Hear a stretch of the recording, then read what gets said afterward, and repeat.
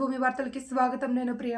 జమ్మికుంట పట్టణంలోని లక్ష్మీ గణపతి షిరిడి సాయిబాబా మందిరంలో గురు పౌర్ణమి ఉత్సవాల్లో భాగంగా ఆదివారం ఆలయ అర్చకులు సముద్రాల ప్రసాదాచార్యులు కిషోర్ ఆచార్యుల ఆధ్వర్యంలో పంచామృతాలతో నవగ్రహ అభిషేకం నిర్వహించి స్వామివారిని పట్టు వస్త్రాలతో సర్వాంగ సుందరంగా అలంకరించారు.